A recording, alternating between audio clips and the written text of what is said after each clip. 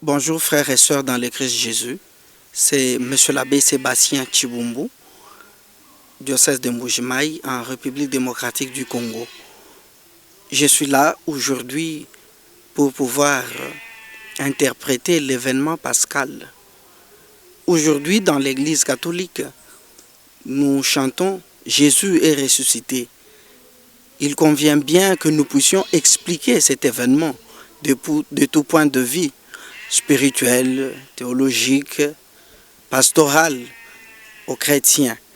Comme vous le savez bien, la résurrection du Christ est l'élément fondateur même du christianisme, s'il faut bien le dire. C'est le fondement même de notre foi. Voilà pourquoi Saint Paul, dans sa première lettre aux Corinthiens, chapitre 15, verset 14, il dit « Si le Christ n'est pas ressuscité, vaine est notre foi. » Et pour d'autres versions, il est même écrit « Vaine est notre prédication. » Donc, frères et sœurs dans le Christ Jésus, la résurrection du Christ est fondamentale pour notre foi. Eh bien, vous allez dire, mais quelles sont les preuves de la résurrection du Christ? L'Église catholique enseigne que le tombeau vide, c'est le premier signe même de la résurrection du Christ. Parce qu'en fait, ceux qui ont crucifié Jésus, ceux qui l'ont tué, ont vu Joseph prendre le corps du défunt Jésus, si il faut dire ainsi, le déposer dans la tombe. Et ils y ont placé la garde. Et le jour qui a suivi, tôt le matin, les femmes qui se sont rendues à la tombe trouvent étonnamment que le corps du Christ ne s'y trouve plus. Elles sont bouleversées, elles sont étonnées. Voilà pourquoi elles disent même aux anges qui leur apparaissent, « Mais si c'est vous qui l'avez enlevé, dites-nous où vous l'avez déposé. » Donc, ce qui est sûr, c'est que le Christ n'est plus dans le tombeau. Son corps n'est plus dans le tombeau. Voilà pourquoi, lorsque les femmes vont pour le chercher le matin, les anges leur disent en Luc 24, versets 5 à 6, que ne cherchez pas le vivant parmi les morts. Parce que le tombeau est vide. Le Christ n'est plus à rechercher dans la tombe, mais il est plutôt à rechercher dans la vie courante, dans nos cœurs aussi. Parce qu'il n'est plus du royaume des morts, il appartient maintenant au royaume des vivants. Pastoralement et même spirituellement, il arrive que des fois, ou bien souvent même, que nous chrétiens, nous recherchons le Christ parmi les morts, au lieu de le rechercher parmi les vivants. Il nous arrive que nous restions attachés à des souvenirs malheureux. Il arrive que les chrétiens restent attachés à des événements malheureux, la perte d'un être cher, la perte d'un travail, l'incendie de sa maison, l'accident qui nous a invalidés, alors qu'il faut passer à autre chose. Il nous arrive qu'on continue à s'attacher au royaume de la mort au lieu de pouvoir passer au royaume de la vie. Par le tombeau vide et par l'interpellation des anges qui disent aux femmes, mais pourquoi cherchez-vous les vivants parmi les morts?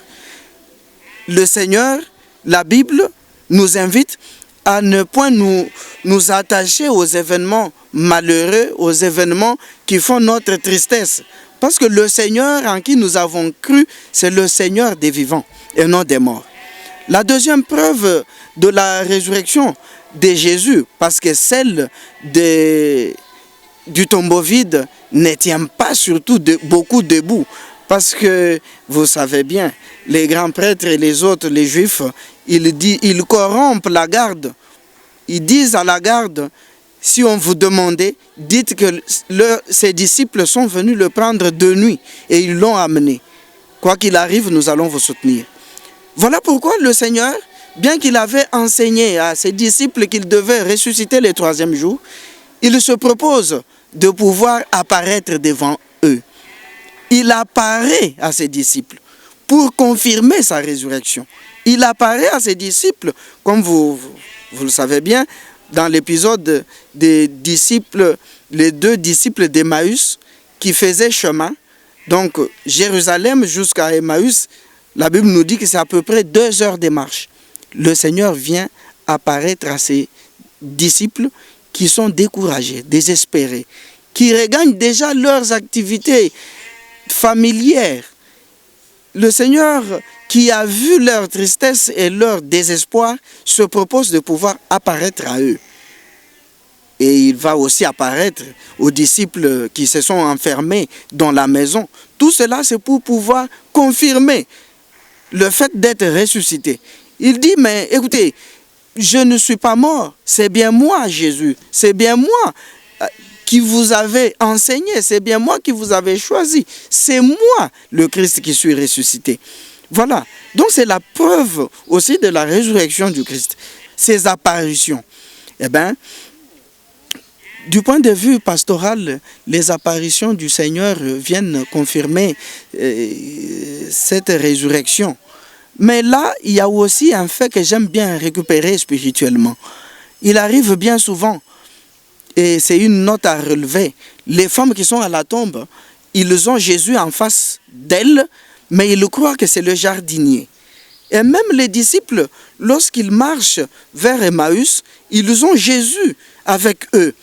Mais ils ne le reconnaissent pas. Leurs yeux sont obnubilés, leur cœur est enfermé, leurs yeux sont refermés. Ils ne ressentent pas que celui qui leur parle, celui qui fait chemin avec eux, c'est Jésus.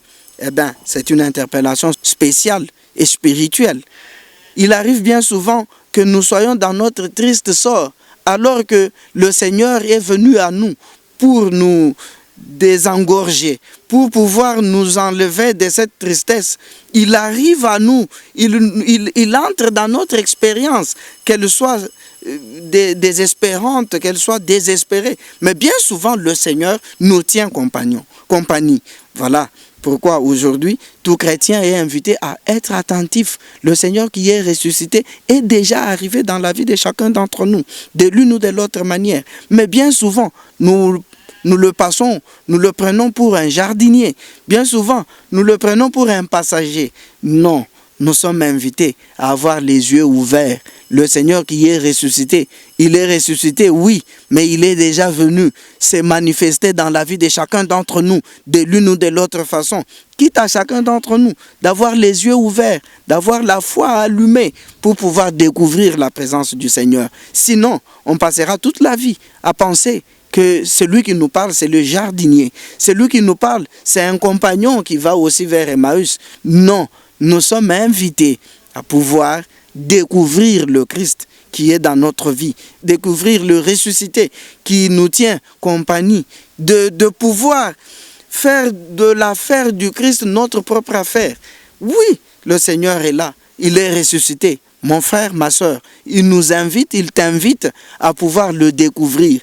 Oui, il arrive que dans notre vie, dans la vie de chaque chrétien, le Seigneur passe par là.